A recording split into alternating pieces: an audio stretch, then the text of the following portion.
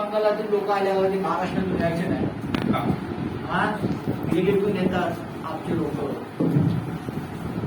एकंदर प्रतिसाद कसा आणि आहे? महाराष्ट्र काय आता आहे कसा आहे एकंदर प्रतिसाद कसा आहे? चांगला प्रतिसाद आहे. आम्ही मागच्या वेळेला निवडणूक लढलो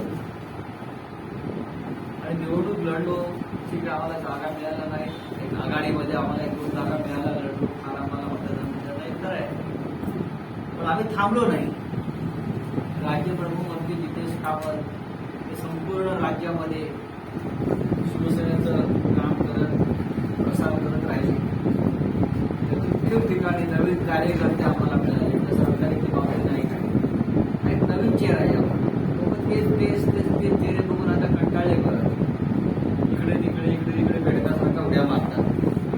आता एकदम फ्रेश चेहरे शिवसेना नेहमी नवीन चेहरे देत असतात. आणि या वेळेला आम्ही ठरवलंय की युती आघाडी राजनीतीत न पडता शिवसेना म्हणून आम्ही अजेंडा काय आहे? अजेंडा काय हा अजेंडा काय तो प्रमोद सावंत जे मुख्यमंत्री आहेत त्यांनी दिलेला आहे बघायला. बेरोजगारी सगळ्यात मोठी बेरोजगारी. पण तुम्ही काय देणार सर?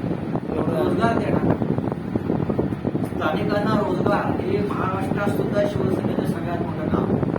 भूमिपुत्र त्याला नोकरी व्यवसायामध्ये प्राधान्य मिळायला पाहिजे यासाठी शिवसेना स्थापन गोव्यात सुद्धा हाच अजेंडा आज महत्वाचा.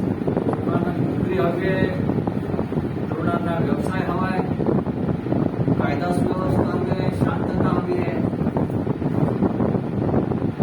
गोव्यातली जनता जी आहे ना तिच्या अपेक्षा फार माफक आहे. त्याच्या काय फार राष्ट्रीय अपेक्षा नसतात. ते आम्हाला काहीतरी असतं व्यवस्थित चाललं पाहिजे. सगळ्यांचं देवाचं राज्य आहे बरं.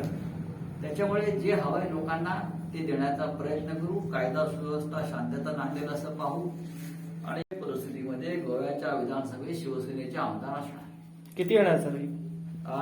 किती सीट असणार तुमच्या 2022 इलेक्शन नंतर? सरकार बनवायला ज्यांना जेवढा सीट कमी पडतील तेवढ्या आमच्या असते. अच्छा. मुळात भारतीय जनता पक्ष आणि काँग्रेस यांना फार जागा मिळतील असं मला वाटत नाही. म्हणजे आम्हाला बऱ्यापैकी जागा मिळतील. पण इथे सध्या मांद्रे मतदारसंघात माजी मुख्यमंत्री आहेत, त्याचबरोबर विद्यमान दयानंद सोपटे आहेत, MGPचे आहेत, अनेक पक्ष आहेत, काँग्रेस आहेत. बरं. तुमचा झेंडा घडणार का? आमचा झेंडा हा तरुण माणूस जो तुमच्या बाजूला बसलेला आहे बरं का, त्याच्या हातात जो भगवा झेंडा आहे तो भडकणार ना. का नाही भडकणार? खूपशी मागच्या वेळेला खुद्द या राज्याचे मुख्यमंत्री इथे पडले. हो राज्याचे मुख्यमंत्री पडले या मतदारसंघात. बरोबर ना? पण त्यांचं असं काम आहे का मांद्रे मतदारसंघात? कोणाचं? तुम्ही म्हणतात तुमचं. मग माजी मुख्यमंत्र्यांचं काम नव्हतं का? त्यांचं तर किती मोठं काम. अनेक वर्ष निवडून येत आहे. या मांद्र्यातून भले भले लोक निवडून आलेले आहेत. मला माहिती आहे ना मांद्रे मतदारसंघाची इतिहास काय तो. का तरुणांना संधी मिळू नये का? मिळायला पाहिजे. कितीतरी प्रकल्प सध्या मांजराचे होते मांजरासाठी आणलेले. अजून एकही प्रकल्प असा कम्प्लीट झाला नाही. पण जेव्हा विचारताय की तुमचा अजेंडा काय, मी म्हटलं हा अजेंडा जो आधीच्या सरकारने दिलाय तो अजेंडा कुठे देणार? त्यांनी जे बंद केलंय नाही मी ते म्हणत नाही. मी म्हणतो की आता हा इतके प्रकल्प आहेत सगळे बंद आहेत आणि त्याच्यासाठी कोणीच आवाज उठवत नाही आणि नाही तुमच्या पक्षाला चढवलंय. आवाज चढवू ना. कधी सर? आता थोड्या दिवसात निवडणूक येणार आहे आणि एवढ्यात कमी काळात अवधी कमी आहे आणि एवढ्या अवधीत तुम्ही काय करणार? तुम्हाला कोणी म्हटलं की आम्ही फक्त निवडणुकीसाठी इथे आलोय म्हणून? बरं आहे. इथे फक्त निवडणुकीसाठी गोव्यात आम्ही कधीच येत नाही. मी मागच्या वेळेला आम्ही 2014 साली फक्त 3 जागा लढलो. ते एकत्र होतो आणि आमच्या वाट्याला अशा जागा आल्या जिथे शिवसेनेचं फार काम नव्हतं. तेव्हापासून आम्ही काम करतो तिकडे. त्याच्यामुळे या वेळेला आम्हाला नक्की यश मिळेल. आजपर्यंत कधीच तुम्हाला भरघोस असं काहीच मिळालं नाही? कोणाला मिळालं भरघोस यश? काहीच म्हणजे या राज्यामध्ये कोणाला भरघोस यश मिळालं मला तुम्ही सांगा. इव्हन मागच्या वेळेला भारतीय जनता पक्षाला ते भरघोस यश मिळालं होतं का?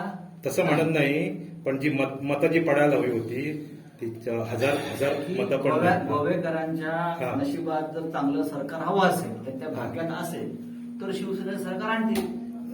शिवसेना अनेक वर्षापासून गोव्यात आहे, पण एक काहीच करू शकलं नाही इथं. म्हणजे आता कारण काय असू शकतं? कारण गोव्याच्या मुंबईचं नेतृत्व कमी पडलं की स्थानिक?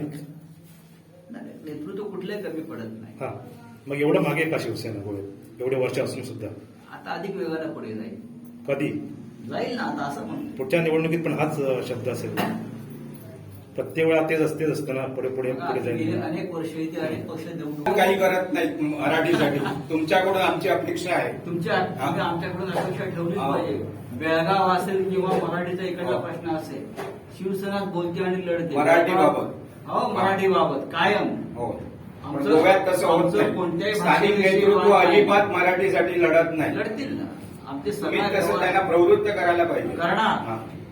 जेव्हा आमचे 2-4 आमदार निवडून येतील विधानसभेत, हा. तेव्हा तुम्हाला विधानसभेत मराठीचा आवाज घुमलेला दिसेल. इथं निवडणुका लढायच्या नाहीत का? तसं म्हणत नाही, पण नवीन- कारण काय आता कमी असं आहे की पडायला? नवीन नवीन पक्ष म्हणजे मागच्या वेळेला आप नावाचा पक्ष आला. हा, तुम्ही त्यांना हा प्रश्न विचारला. आता तृणमूल काँग्रेस पश्चिम बंगालातून आलेली आहे. पश्चिम नाही, बंगाल आम्ही फक्त शिवसेनेबद्दल बोलतोय. म्हणून हा. अहो, शिवसेना हे एक संघटन आहे. हा. निवडणुका येतात, निवडणुका जातात, हम्म. यश अपयश येतं आणि जातं, पण काम करत राहणं हा शिवसेनेचा मार्ग आहे. मला वाटतं 30 वर्षापेक्षा जास्त काळ झाला शिवसेना इथं कार्यरत आहे. हो. असं एवढं म्हणजे अजून एवढी वीक का शिवसेना गोव्यात? असं आहे की उत्तर प्रदेशमध्ये सुद्धा शिवसेना वीक होती, पण बाबरी कोणी पाडली? आम्हीच पाडली. एखाद्या आमदार आणि खासदारावरती यश अपयश मोजत नाही, संघटनेच्या ताकदीवर आणि हिमतीवर मोजलं जातं.